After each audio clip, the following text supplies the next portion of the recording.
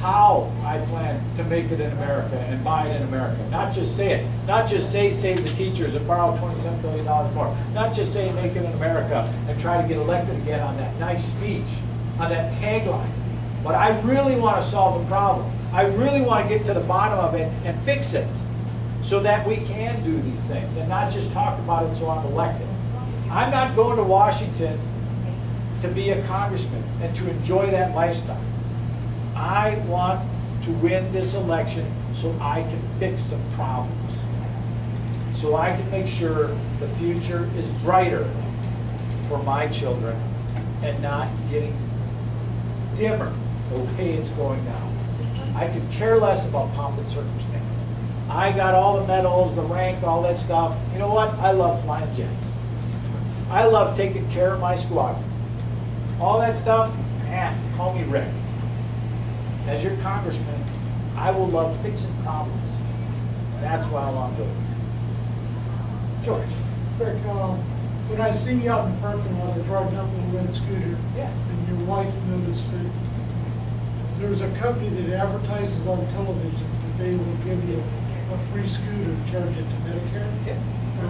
Okay, if they would have got that free scooter for them right there, it would have been $1,000 more than I paid for it. Wow. Paying yourself. No, if they would have provided it for me free, the Medicare, they charge, their cost for that scooter was $1,000 more than what I paid for it. So there's Medicare scam going on in every single bill that goes to Medicare. Yeah, there is. Yeah, There's and no I, patriotism in the way anybody runs their business anymore. I sat down with a doctor,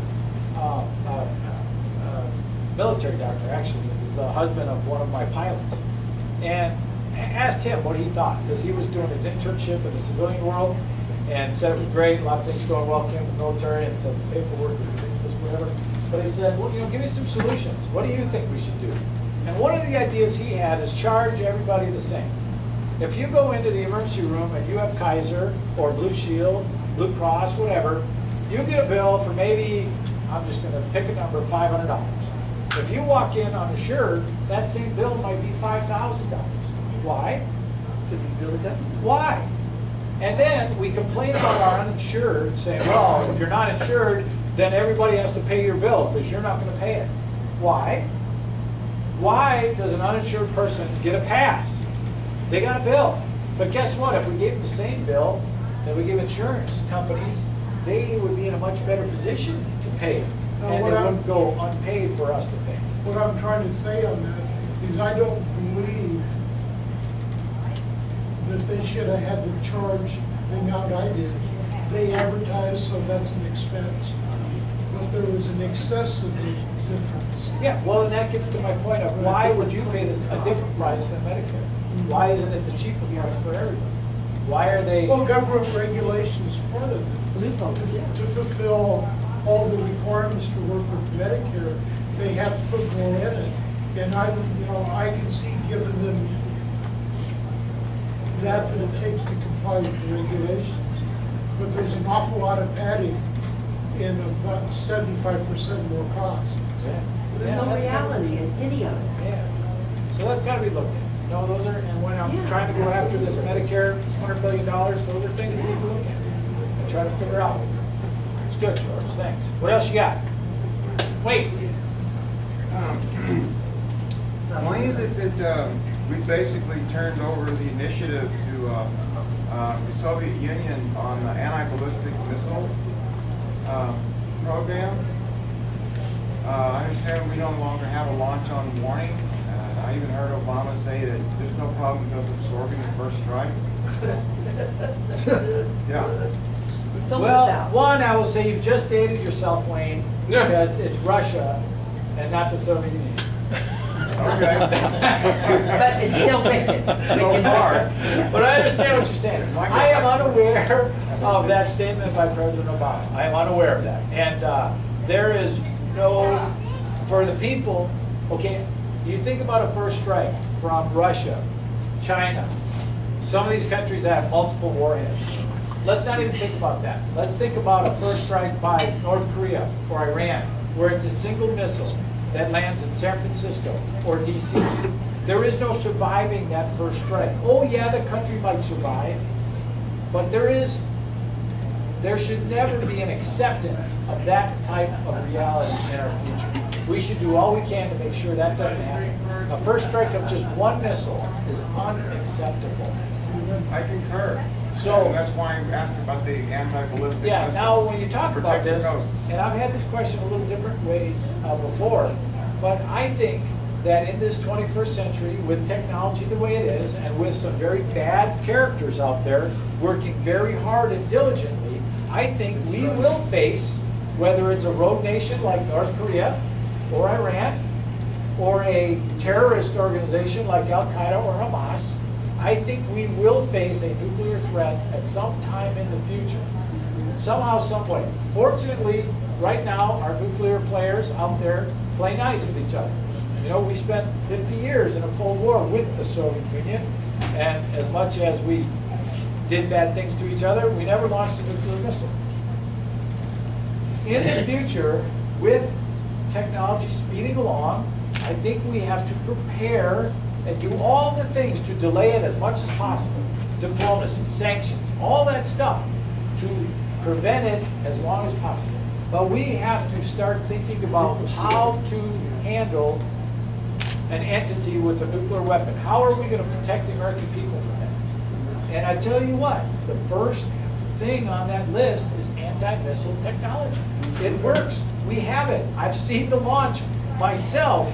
It was a failure, but it was. It sounds like the State Department was basically, you know, we're not going to let you do it. Yeah, well, and that's what I'm saying. Our anti-missile defense is a workable technology. I Yes, saw, sir. as I was flying my United airplane, I saw the launch out of Vandenberg. It was cool. It's great. But anyways, it is a reality today. It is something that we need to make sure we have, whether it's Patriot batteries on the ground or upgraded Patriot batteries on the ground, especially when we're talking about our ally Israel against Iran, whether it's about the North Korean threat and launching something from our west coast to intercept their missile over the Pacific Ocean. That is one of the ways this country needs to prepare for what I think is an eventuality at some point in the future to protect ourselves. There is no surviving a first strike for those folks at ground zero. And that is unacceptable in any stretch. And I think anti-missile technology and a robust, to use that political term, but a robust, a very strong anti-missile system needs to be in place for small or short distances and long. And that is one of the things we need to concentrate on and make sure we have a good. To make it in America. Yeah, make it in America, absolutely. Absolutely. I think we have a color problem in government. We're not enough red, white, and blue. We really need to be representing America. You have a lot of red and blue, right? Democrats, Republicans, and yeah, not enough red, white, blue. And I saw that one thing, purple, when you put red and blue together. I don't like that purple stuff. Let's do red, white, and blue, right? Yes, let's. And that gets back to my America first. What's best for Americans? Yes. I will throw my Republicans under the bus as fast as I will the Democrats if they're fighting for their party agenda and not their American best interests. Good answer.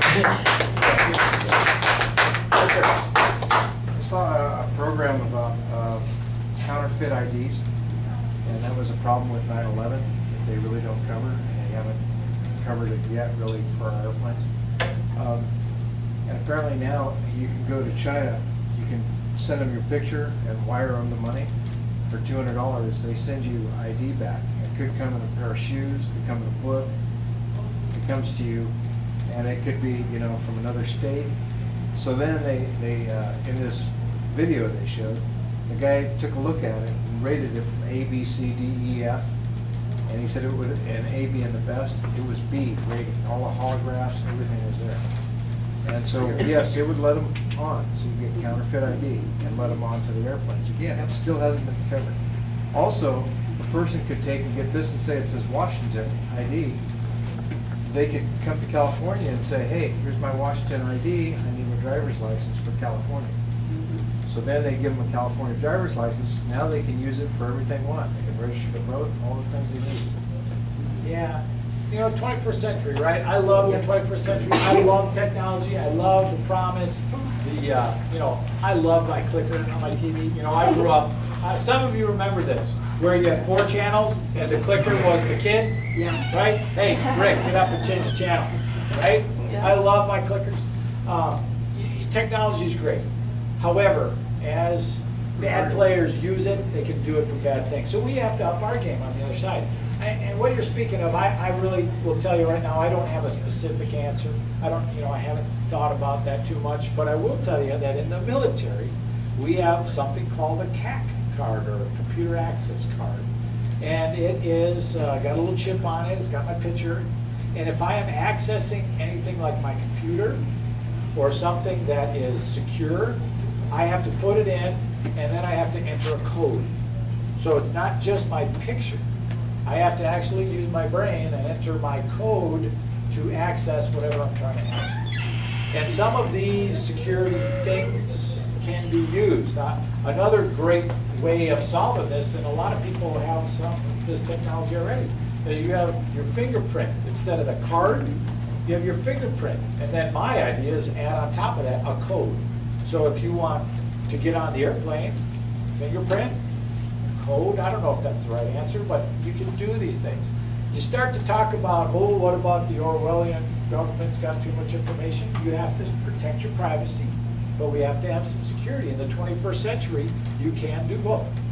And when you talk about some of these crazy things that are coming along because technology is making it happen, we have to. Well, a simple thing is that they have the technology now. If they just check the database of that state to see if that number was legal and the picture came up the same, they would catch it. There you go, and that's another, you know, 21st century technology with the internet and the high-speed internet. Why don't But we have somebody these? still has to do it. Yeah, when you have to build that bridge, you have to put some money and time into. So the last part of it is, I would guess that the machinery we use, you know, at the state level in many states, to make these IDs that are really sophisticated, is probably made in China. I don't know. Yeah. That would be my guess. You know, there's a family joke. There's a family joke in the Tubbs family. Guess where it's made? Every time, turn it over. Where's that made? You know, it's a family joke, but it's a sad statement.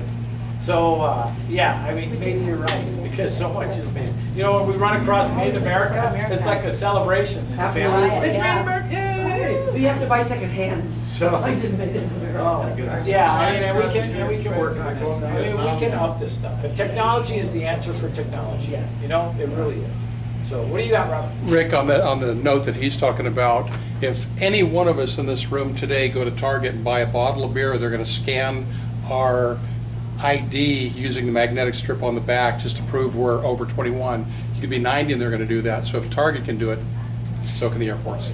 7-Eleven's been doing that for 10 years. Oh, geez, see, technology is the answer. It's out there. When it's being used. Pollution. What time we got? We got a little more time for a few more questions up front. Got anything?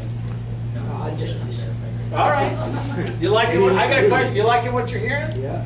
So what else? Anybody else? Wait, let me ask one more for firsties. Anybody else got a question before I get back to Wayne? All right, Wayne, what do you got?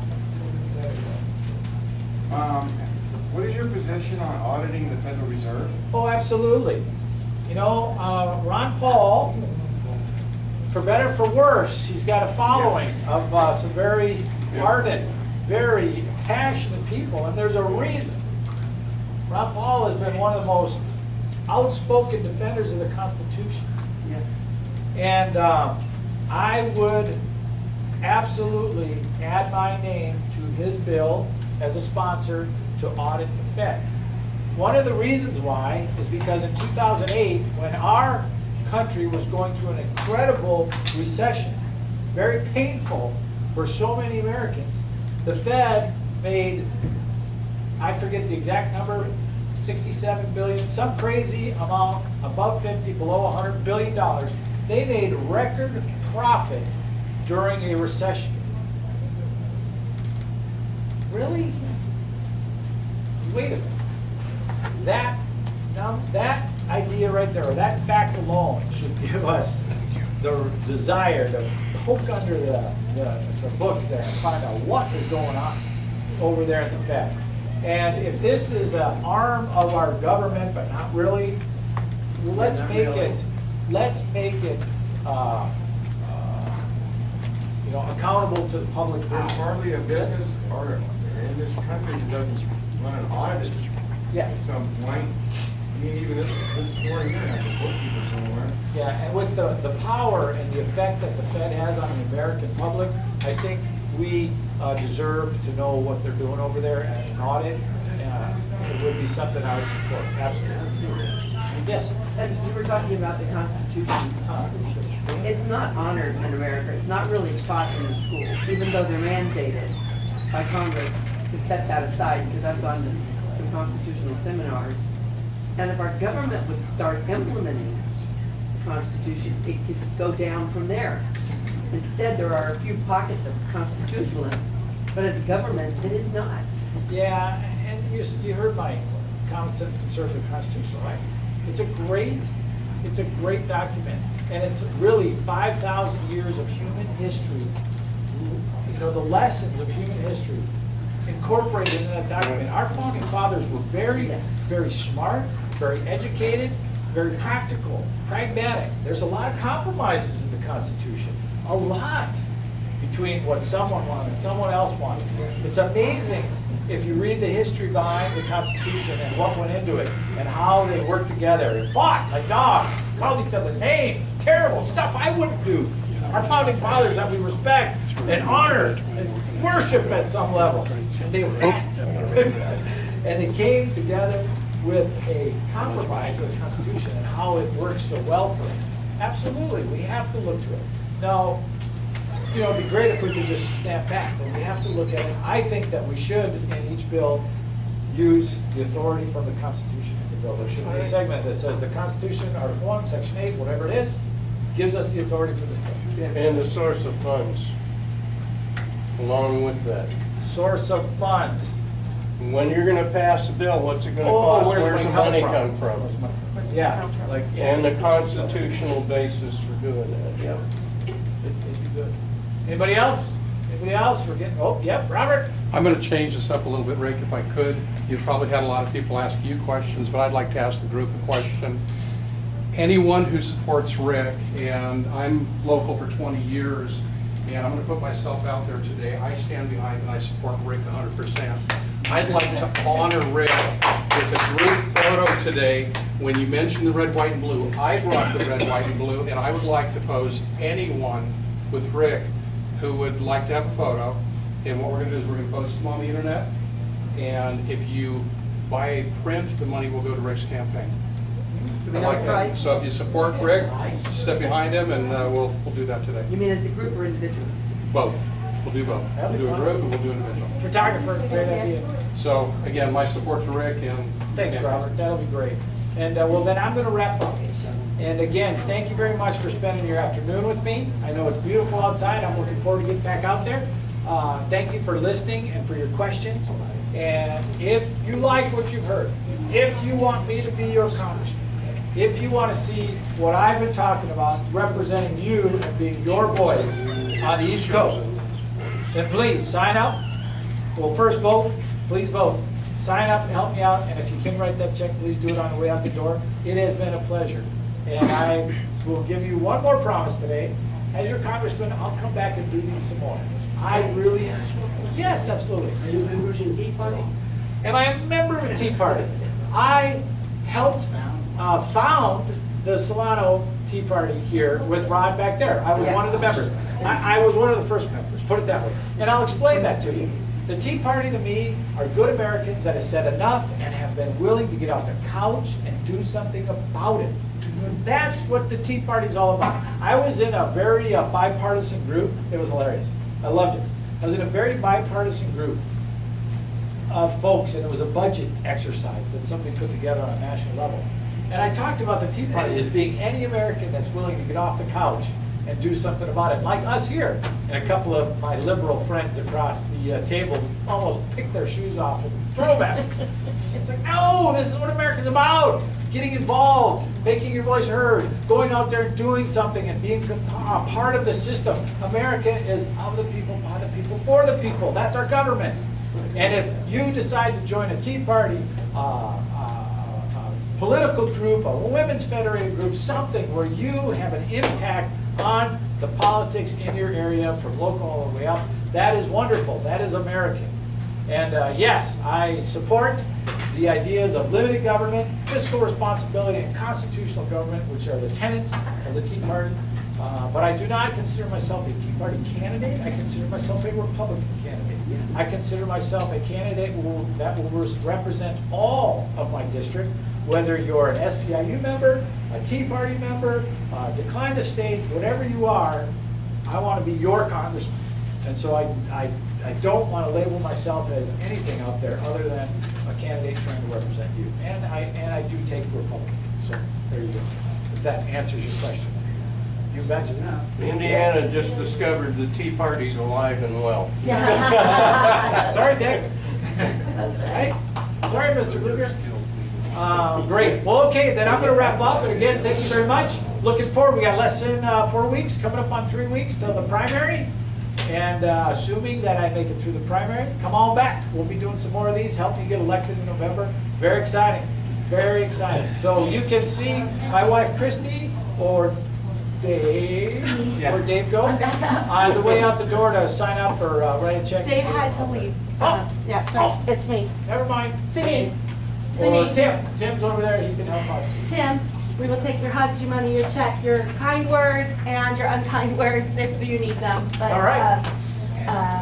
yeah, but thank you. Thank you, everybody, for coming. And I will tell you, Rick and I have been married 23 years. And at the end of the month, on the 28th. And he is everything that he says that he is right here. You're getting no better man than my husband. So please support him. Please get out there, bring somebody to the polls, and have a blessed day, everybody.